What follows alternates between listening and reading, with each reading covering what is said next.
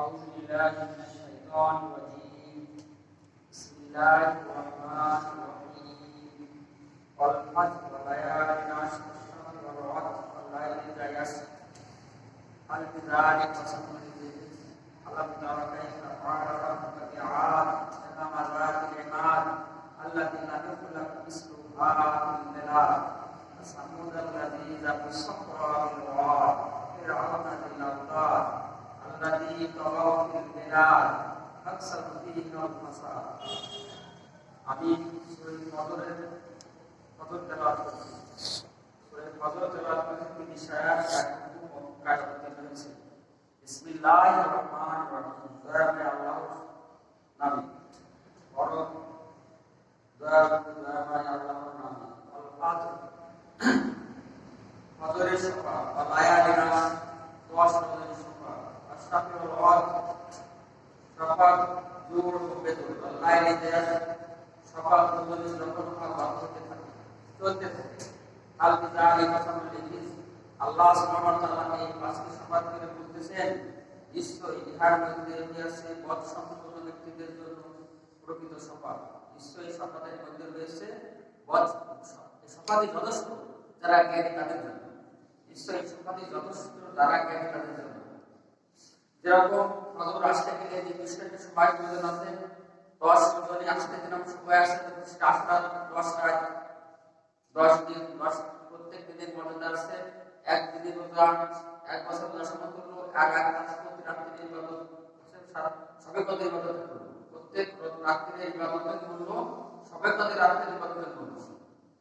অজর বেজরের সকাল সমস্ত সৃষ্টি যোগ আল্লাহর সঙ্গে যোগ ইন্নাল হামিদ ইহু করলেন হাদিসে আছে আল্লাহ বেজর আল্লাহ বেজরের পছন্দ করতে হালাল কোরআন। এই কোরআনের অনুসারীরা তোমরা বেজর নামাজ পড়ো। আল্লাহ ইয়ালিনা আশ রাত যখন ফজর সাথে দিবসের কাটায় দিবস একটা সময় আছে। এরকম মানুষের পরিণতির একটা নির্দিষ্ট সময় আছে। মানুষের পরিণতির নির্দিষ্ট সময় আছে। যখন সেই সমস্ত হবে তখনই তাদেরকে বিচারের সম্মুখীন উপস্থিত করা অবশ্যই জ্ঞান হবে। এমন অবশ্যই জ্ঞান হবে এবং প্রত্যেকটা মানুষকে আল্লাহর সামনে উপস্থিত করা হবে এবং পড়াই ঘন্টায় তার আশীর্বাদ করা হবে যে পূর্ণ আত্মায় তাহার প্রতিদান দেওয়া হবে যদি আত্মায় তাকে শাস্তি দিতে হবে। আল্লাহ বলছেন আলাম তারা কাইফা ফাআলা রাব্বুকা বিআদ।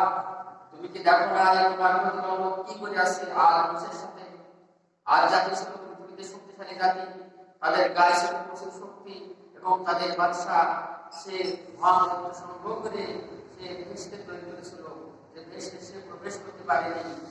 একটা পা দিয়ে দুবার সে সুযোগ পায়নি। আল্লাহ সুবহানাহু ওয়া তাআলা তাকে ধ্বংস করেছেন, তার রাজত্ব ধ্বংস করেছেন, তার দেশ ধ্বংস করেছেন এবং তার প্রবাসা যারা ছিল তার সঙ্গে সবাই ধ্বংস হয়ে চলে যায়। তারা ছিল ইরাম গোত্রের এবং অনেক প্রাসাদের অধিকারী ছিল, অনেক স্থাপত্য ছিল, দেশগুলো তৈরি করা হয়েছিল, অনেক সোনার উপায়ে তৈরি করা হয়েছিল এবং একটা সোনা আর একটা 500 দেওয়াল নির্মাণ করেছিল। আল্লাহ বলছেন আল্লাহ এই পরাক্রান্ত বাদশাহ সে তার দেশকে বুঝতে পারেনি, সে দুনিয়া অবশ্যই করতে পারেনি, তার চরিত্রের সাথে এসে গেছে, তার শেষে গেছে, সেও ধ্বংস হয়ে গেছে। আল্লাহ বলছেন তার সমগ্র কোন দেশে বিকৃত হয়নি। আল্লাহ যেরকম দেশকে তৈরি করেছিল এরকম দেশকে কোন দেশে বিকৃত হয়নি। আর তাদের মতো দিকে এরকম সুনাম দেবো শক্তিশালী দেবো আল্লাহ পরবর্তীতে আর সৃষ্টি করেননি। কিন্তু তারা আল্লাহর প্রসার হয়েছে, আল্লাহ হয়েছে, আল্লাহর নবীর কথা যারা শুনেনি যখন সীমা লঙ্ঘন করেছে আল্লাহ রাব্বুল আলামিন তাকে তার রাজত্বকে ধ্বংস করতেছে, তার দেশকে ধ্বংস করতেছে। সামুদ আল্লাযী তাবিসফরা বিল ওয়াদ, সামুদ জাতির প্রতি আল্লাহ একই ব্যবহার করেছে যারা অন্তর্কায় পাথর কাটিয়ে বিরোধী মানতে আসত। তারাও সত্যি মাত্রায় অনেক শ্রেষ্ঠ ছিল। আজাদের পরে তারাও দুনিয়াতে তাদের অনেক প্রতিপত্তি ছিল। তারা নবী সালেহ আলাইহিস সালামের দাওয়াতকে স্বীকার করে, তারা অবাধ্য পায়, তারা প্রতিদিনের পায়, যার কারণে আল্লাহ সুবহানাহু ওয়া তাআলা তাদেরকেও ধ্বংস করে দিয়েছেন।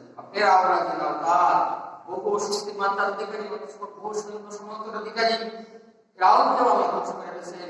সে মানুষকে হ্যাঁ, এরা হাতে পায়ে এরা কিন্তু সংস্কৃত, যারা তার কথা শুনতো না, যারা আল্লাহর বাণী মানা গেছে, মুসা আলাইহিস সালামের অনুসরণ করেছে, তাদের বেশি সংস্কৃত।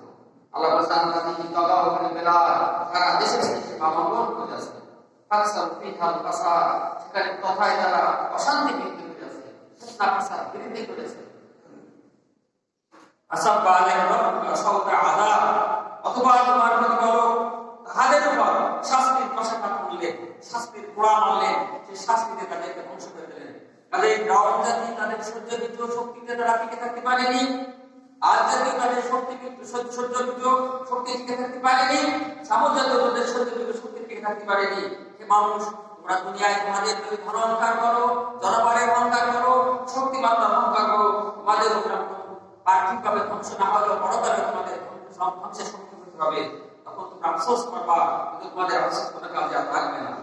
ইন্না রাব্বাকা লাবিল মিরসাদ, নিশ্চয় তোমাদের প্রতিপালক অবশ্যই সতর্ক দৃষ্টি রাখে। তোমরা যা করো, তোমরা যা করতেছো বলতেছো এবং যা পরিকল্পনা করতেছো সব তিনি দেখতেছেন এবং তিনি সংরক্ষণ করতেছেন, এবং তার পক্ষ থেকে নিয়োজিত সংরক্ষণ বিন্দু যারা আছেন তারাও সংরক্ষণ করতেছেন। আমায় মিন কাউলিন ইল্লা লাদাইহি রাকিবুন আতীদ, এমন যখন যে মুহূর্তে তোমরা যা করো সেটা সংরক্ষণ বিন্দু চেষ্টা করতে মানুষের কখনো সুখ কখনো দুঃখ, সুখটা মানুষকে আল্লাহ পরীক্ষা চলতেছেন, দুঃখটা মানুষ পরীক্ষা চলতেছেন। সুখ দিয়ে আল্লাহ পরীক্ষা করেন, মানুষটাকে আল্লাহ দিয়ে নিয়ামত মনে করে কিনা, আল্লাহর পক্ষ থেকে আমানত মনে করে কিনা, এর সৎ ব্যবহার করে কিনা, এটা সৎকার ব্যবহার করে কিনা। আল্লাহ রাব্বুল আলামিন মানুষকে ক্ষমতা দেন, ক্ষমতা দিয়ে রেখে মানুষ ক্ষমতার সৎ ব্যবহার করে কিনা। যদি রাজত্ব দেন আল্লাহ চান, এই রাজত্বের বিনিময়ে সে সৎ ব্যবহার করে কিনা। আল্লাহ রাব্বুল আলামিন যাদের রাজত্ব দিয়েছেন, রাজত্ব পার করে, যারা রাজত্বের কর্ণধার, তাদের প্রথম যে আদেশ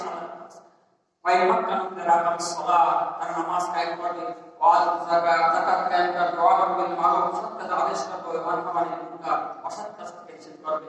সম্পদ দিয়ে তার শ্বশুর আদায় করবে, কিরাজ আদায় করবে, যাকাত আদায় করবে, এবং এর দ্বারা মানুষের মধ্যে শান্তি শৃঙ্খলার জন্য গরিব মিসকিনদেরও হক আদায় করবে, নিজের হক আদায় করবে, নিজের আপনজনের হক আদায় করবে।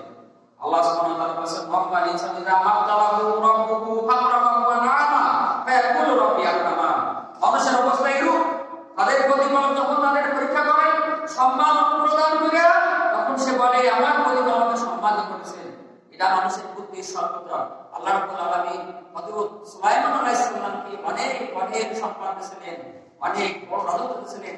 আবুল কাদের তার রাজত্ব ছিল, বাতাস তার থেকে চলতো, বাতাসকে যে আদেশ করতেন বাতাস তার পালন করত, জিনদের যে আদেশ করতেন জিনদের পালন করত, মানব ধর্ম জিন পশু পাখি সব তার আনুগত্য ছিল। কিন্তু তিনি বলেছেন লিল্লাহিল আলামিন, আমার পরীক্ষা করেন, আমি আপনার কৃতজ্ঞ হই না অকৃতজ্ঞ হই। সুলাইমান আলাইহিস সালাম যথার্থ বলেছেন এটা রাজত্ব, এই ক্ষমতা আল্লাহর পক্ষ থেকে দেয়া নিয়ামত, এটা আল্লাহর পক্ষ থেকে পরীক্ষা। যদি সৎ ব্যবহার করি শুকরিয়া আদায় করা হবে এবং আমি পুরস্কার লাভ করব, আর যদি অসৎ ব্যবহার করা হয় এটা কুফরি হবে এবং শাস্তির যোগ্য হবে। তা মানুষকে আল্লাহ বলছেন আম্মানি সাদামা তাআলা রাব্বুহু ফাকরামাহু ওয়া নাআমা ফায়াকুলু রাব্বি আকরামান। মানুষের রূপ তার প্রতিপালক যখন তাকে পরীক্ষা করেন, সম্মান দ্বারা অনুগ্রহ দান করিয়া, তখন সে বলে আমার প্রতিপালক আমাকে সম্মানিত করেছে। আমাইজা আবতালাহু কাদারা আলাইহি রিজকা ফায়াকুলু রাব্বি আহনান। আর যখন মানুষকে আল্লাহ পরীক্ষা করে, তার রিজিককে ধ্বংস করে দেন, তখন সে বলে আমার প্রতিপালক আমাকে হীন করেছেন, দুর্বল করেছেন। কাজে তখন আল্লাহ সুবহানাহু ওয়া তাআলা মানুষকে পরীক্ষা করে, তার জীবনের মানুষকে দ্বারা, ফসলের মানুষকে দ্বারা, সম্পদের মানুষকে দ্বারা, ব্যবসা মানুষ দ্বারা, তখন সে বলবে ওয়াইজা আসাবাত মুসিবাতুন ক্বাল ইন্না লিল্লাহি ওয়া ইন্না ইলাইহি রাজিউন। সবকিছু আল্লাহর জন্য, আমরা আল্লাহর পক্ষ থেকে ফিরে আসছি, আমরা আল্লাহর পক্ষ থেকে দুনিয়াতে আসছি, আমরা আল্লাহর কাছে ফিরে যাব। কাজে তখনই আল্লাহর পক্ষ থেকে যখন এটা মনে করবে, সবর করবে এবং সবের জনক মনে করবে, আল্লাহ উলাইকা আলাইহিম সালাওয়াতু মির রাব্বিহিম ওয়া রাহমা ওয়া উলাইকা হুমুল মুহতাদুন।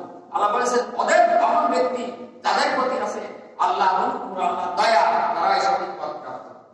মানুষকে সম্পদ দিলে মানুষ সম্পদের হক এইভাবেই আদায় করবে, কিন্তু মানুষ আদায় করে না। আল্লাহ আল্লাহ তাকিমুনা গাতি, কখনোই না তোমাদের ধারণা ঠিক নয়, তোমরা পরীক্ষার সম্মুখীন, কিন্তু পরীক্ষা তোমরা পাস করছো না, কারণ তোমরা এতিমকে সম্মান করো না। কারণ এতিমের খাওয়া করার ব্যবস্থা করা কিয়ামতের দিন আল্লাহ সুবহানাহু ওয়া তাআলা হাদিসে কুদসিতে আছে, আল্লাহ সুবহানাহু ওয়া তাআলা বলবেন, হে বনি আদম, আমি ক্ষুধার্ত ছিলাম, তুমি আমাকে খানা খাওয়াওনি। বনি আদম বলবে, আল্লাহ সুবহানাহু ওয়া তাআলা, তুমি তো সবাই খানা খাও, তুমি তো স্রষ্টা, তুমি প্রতিপালক, তুমি রক্ষক, তুমি কি ক্ষুধার্ত ছিলে? আল্লাহ সুবহানাহু ওয়া তাআলা বলবেন, তোমার বাড়ির পাশে আমার অমুক বাবা ক্ষুধার্ত ছিল, তুমি যে তাকে খানা খাইতে, সেখানে আমাকে খাওয়ানো হতো। আল্লাহ বলবেন, আমি গোলাম ছিলাম, তুমি আমাকে কাপড় প্রদান করোনি। বলি আর বলে, আল্লাহ তুমি রব্বুল আলামিন, তুমি কিভাবে গোলাম ছিলে? তুমি তো সবাই কাপড় প্রদান করো। তোমার বাড়িতে সব গোলাম ছিল, তার কাপড় ছিল না, তাকে তুমি কাপড় প্রদান করতে, আমাকে কাপড় প্রদান করানো হতো। আল্লাহ বলবেন, আমি উপস্থিত ছিলাম, তুমি আমাকে পানি পান করাওনি। আল্লাহ সুবহানাহু ওয়া তাআলা, তুমি কিভাবে উপস্থিত হও? তুমি তো রব্বুল আলামিন, তোমার বাড়িতে সব উপস্থিত ছিল, তাকে তুমি পানি পান করাতে, আমাকে পান করানো হতো। আল্লাহ এখানে বলছেন, আল্লাহ আল্লাহ তুমি মোনালিয়াতি, তোমাদের ধারণা ঠিক নাই, তোমরা সম্পদের হক আদায় করো না, তোমরা নেতৃত্ব কর্তৃত্ব হক আদায় করো না, তোমরা আল্লাহ আল্লাহ তুমি মোনালিয়াতি অপর্ণা অপর্ণা, তোমরা এতিমকে সম্মান করো না, এতিমকে বাঁধা করো না, এতিমকে রক্ষণাবেক্ষণের দায়িত্ব পালন করো না। যদি এতিমকে রক্ষণাবেক্ষণ করা হয়, তাকে সম্মান দেখানো হয়, তার প্রতিপালনের ব্যবস্থার সাথে তার খাওয়ার করার ব্যবস্থা করা, এর বিনিময়ে আল্লাহ পরকালে দান করবেন।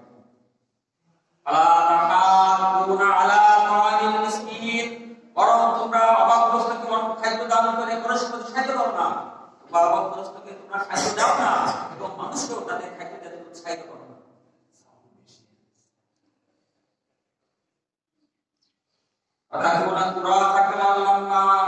এবং তোমরা উত্তরাধিকার প্রাপ্য সম্পদ সম্পূর্ণরূপে ভক্ষণ করিয়া পারো। তোমরা যখন উত্তরাধিকার সম্পদ তোমাদের সামনে আসে, তোমরা বোনকে বঞ্চিত করো, কুকুরকে বঞ্চিত করো, ভাইকে বঞ্চিত করো, দুর্বলকে বঞ্চিত করো। এটা তোমাদের জন্য ব্যর্থতার কারণ, তোমাদের জন্য আক্ষেপ দুঃখের কারণ। তারা এটিকে অন্যায়ভাবে ভক্ষণ করে, তারা আগুন তারা পেটকে পূর্ণ করে। আল্লাহ বলছেন, কাল্লা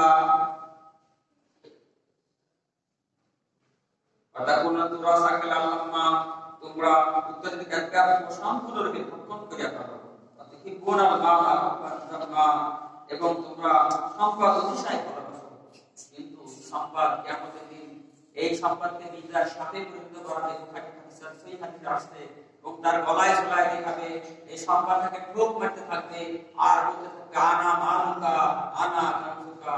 তখন বোঝা যাবে যে কোনটা ঠিক, কোনটা বেঠিক, কোনটা সঠিক পথ, কোনটা বেঠিক পথ। সেদিন তো পাপীরা বলবে, ভাই আমি যদি দুনিয়ায় ফিরে যেতাম, তাহলে আমি ওই কাজ করতাম, এই কাজ আমার কাজে লাগতো। জাহান্নামে যখন তাদের নিক্ষেপ করা হবে, জাহান্নামের প্রহরীদেরকে জিজ্ঞাসা করবে, তোমাদের কাছে কি নবী আসেনি? আল্লাহর কোরআনকে পড়ে পড়ে তোমাদেরকে শোনায়নি? তোমাদের কাছে নবী নবীগণ আলেম ওলামা কোরআন হাদিসের কথা বলেনি? তখন পাপীরা বলবে, অবশ্যই অবশ্যই আমাদের কাছে নবী আসছে এবং আল্লাহর কোরআন পড়ে পড়ে শোনাইছে। আমরা যদি নবীদের কথা শুনতাম, জীবন করতাম, কাজে পরিণত করতাম, তাহলে আমরা জ্বলন্ত আগুনের অধিবাসী হতাম না। আল্লাহ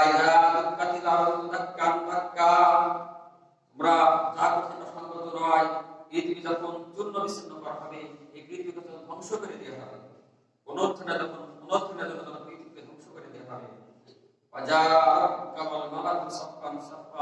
তোমাদের প্রভু উপস্থিত হবেন, তোমাদের প্রভুর সামনে উপস্থিত করা হবে এবং ফেরেশতাগণ তোমাদেরকে সারিবদ্ধভাবে দাঁড়ায় থাকবেন। ফেরেশতাগণ সারিবদ্ধ উপস্থিত হবেন এবং সারিবদ্ধভাবে তোমাদেরকে ঘিরে দাঁড়ায় থাকবেন।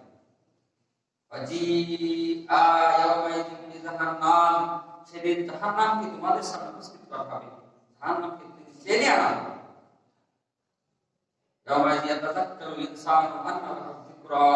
মানুষ তখন নিজের পরিণতির দিকে চিন্তা করে তখন ভাববে এবং উপদেশ গ্রহণ করবে। সেদিন মানুষ উপলব্ধি করবে। আল্লাহ বলছেন, তখন উপলব্ধি তাহার কি কাজে আসবে, তখন অনুতাপ এবং ক্রন্দন এবং তার সত্য বলার উপলব্ধি তার প্রতি কাজে আসবে। কাজে মানুষ যদি কিছু করতে চায়, সেজন্য জীবন মরার আগে কিছু করে, সেজন্য বাচ্চাদের সংগ্রহ করতে চায়, মৃত্যুবরণ করার আগেই সংগ্রহ করে।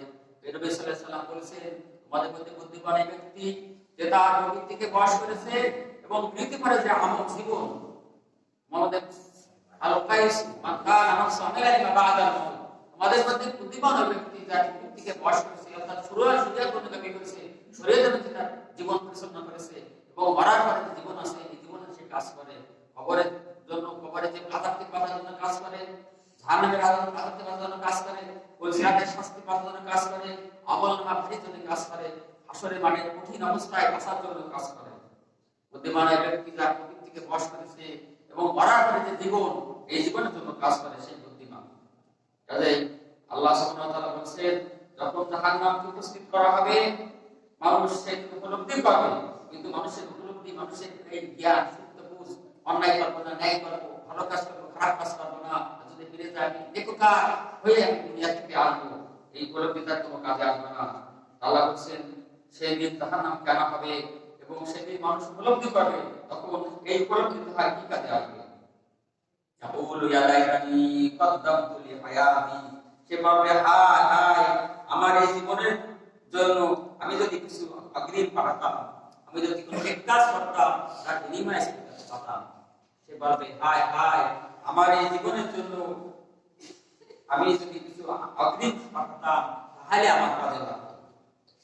ফায়াওয়াদিল্লাহি ওয়াদিবু আযাবাহু আহাদ, কিয়ামতের দিন এমন একদিন কেউ কারো উপকার করতে পারবে না, কেউ কারো সাহায্য করতে পারবে না, কেউ কারো উপকার করতে পারবে না, সে কেউ কারো সাহায্য করতে পারবে না, কেউ কারো রক্ষা করতে পারবে না, কেউ কারো সুপারিশ করতে পারবে না, কেউ কারো সুপারিশ উদ্ধার করতে পারবে না।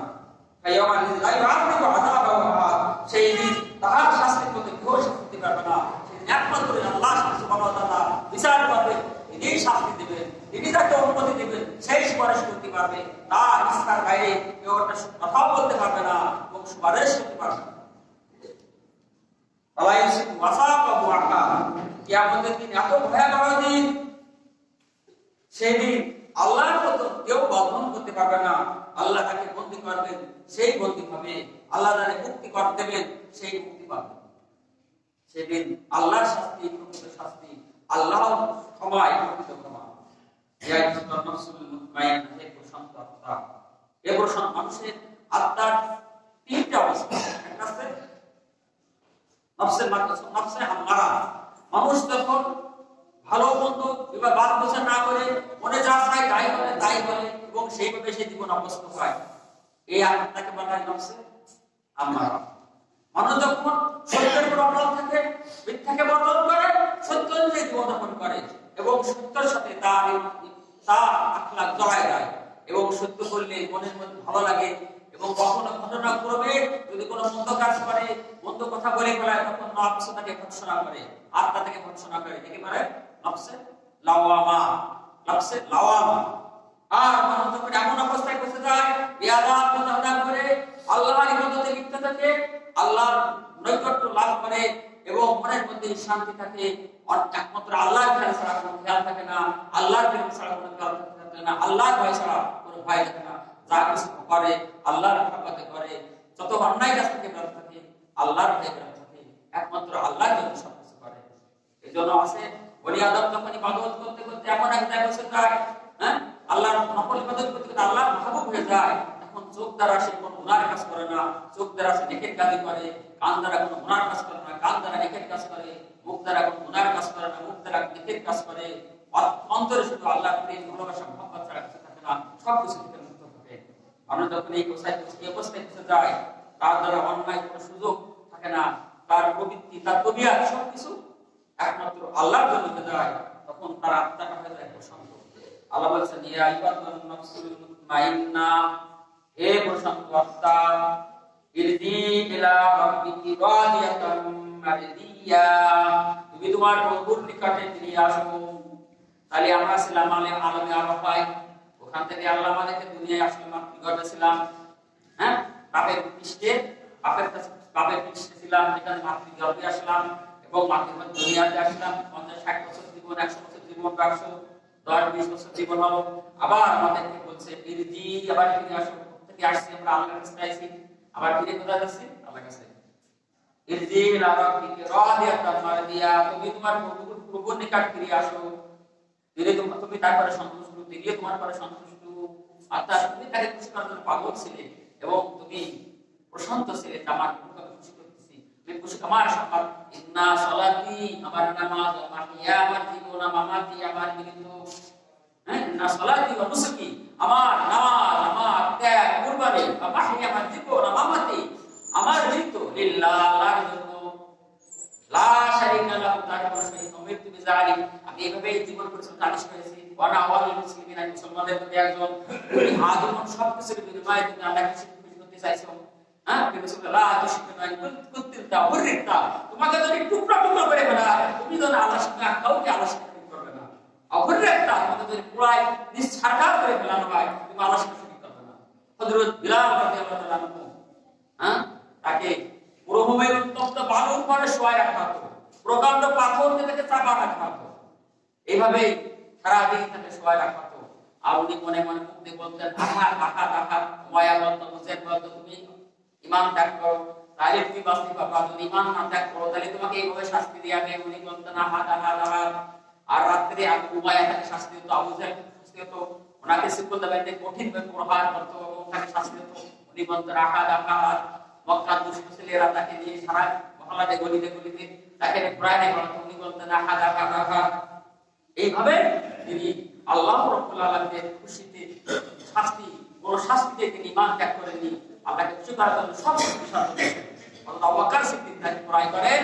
এবং মুক্ত করে দিলেন নবী সাল্লাল্লাহু আলাইহি ওয়াসাল্লামের সাথে ছিলেন এবং হুজুর সাল্লাল্লাহু আলাইহি ওয়াসাল্লামের মুয়াজ্জিন হিসেবে নিযুক্ত হন এবং তিনি মদিনার মুয়াজ্জিন ছিলেন এবং সফরে যেখানে থাকতেন হযরত বেলাল আযান দিতেন বেলাল সাল্লাল্লাহু আলাইহি ওয়াসাল্লাম দেখলেন যে মিরাজে হযরত বেলালের আওয়াজ উনি আগে হাঁটছেন জুতার আওয়াজ আগে হাঁটতেছেন নবী সাল্লাল্লাহু আলাইহি ওয়াসাল্লাম জিজ্ঞাসা করেছেন বেলাল তোমার জুতার আওয়াজ শুনলাম আগে তুমি কি আমল করো দেখতে রাসূল আমি যখন তোমার ওযু চলে যাই সংসার ওযু করে আমি 2 রাকাত নামাজ পড়ি যে হ্যাঁ এইটাই তোমার আমল মোসা গেছে তা বলছেন ইয়া বাতান নফসুল মুতমাইন্নাহ প্রশান্ত আত্মা যে সবকিছু বিনিময়ের জন্য প্রভুকে খুশি করতে চাইছো ইরজি ইলা রাব্বিকা ফিরে আসো তোমার প্রভুর দিকে রাদিয়াতান মারদিয়া তুমি তার ঘরে খুশি তোমার প্রভু তোমার ঘরে খুশি তুমি তোমার প্রতিপালনের দিকে ফিরে আসো সন্তুষ্ট এবং সন্তোষভাবে অবস্থায় তুমি সন্তুষ্ট এবং তোমার প্রভু তোমার ঘরে সন্তুষ্ট ওয়াদখুলি বিবাদি ওয়াদখুলি জান্নাতি আমার বান্দাদের অন্তর্ভুক্ত হয়ে যাও ওয়াদখুলি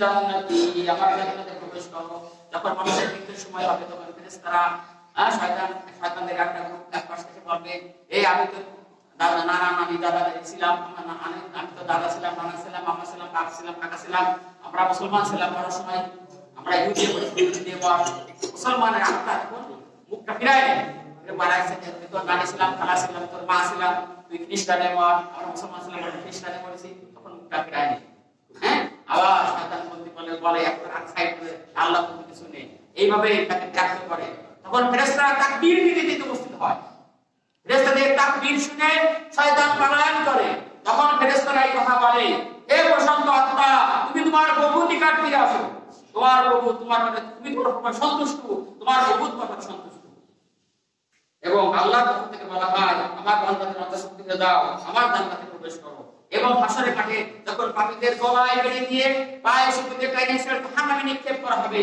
তখন আরশের ডান পাশে ঈমানদারদেরকে এই অভয়বাণী শোনানো হবে হে প্রশান্ত আত্মা তুমি তোমার প্রভুর দিকে ফিরে আসো তুমি সন্তুষ্ট তোমার প্রভু করে তোমার প্রভু সন্তুষ্ট আল্লাহ বলেন আমার বান্দাদের অন্তর্ভুক্ত আমার জান্নাতে প্রবেশ করো কাজেই মরার সময় এরকম ফেরেশতারা বলবে নাহানু আউলিয়াকুম ফিল হায়াতিদ দুনিয়া ফিল আখিরাহ দুনিয়ার জীবনে আমরা তোমার বন্ধু ছিলাম সাথে ছিলাম দেখতে পেতে না তোমাদের এই জীবনে নিয়ে আখিরাতের জীবন এই জীবন আমরা তোমার সাথে থাকবো হ্যাঁ দুনিয়াতে ছিলাম আখিরাতে তখন তাকে অভয়বাণী জানানো হয় এজন্য ঈমানদার এই খুশকিসমত মৃত্যুবরণ করবে তখন থেকে শুরু আর জান্নাতে যে তার প্রভু দিদার লাভ করা পর্যন্ত তার এইভাবে সুখ অব্যাহত থাকবে আল্লাহ বলেছেন আমি আমার বান্দার জন্য এমন জিনিস তৈরি করেছি কোন চোখে দেখেনি কোন কানে শুনেনি কোন মানুষের কল্পনাও করতে পারে না আল্লাহ সুবহানাহু ওয়া তাআলা আমাদের সবাইকে মুনাফসে মুতমাইন্না নিয়ে মুসলমান হিসেবে আল্লাহর প্রস্তাব দান করেন আল্লাহ আমাকে আমাদের সবাইকে আজকে আল্লাহ শুনলাম এর খুব দান করেন আমিন আসসালামু আলাইকুম ওয়া রাহমাতুল্লাহ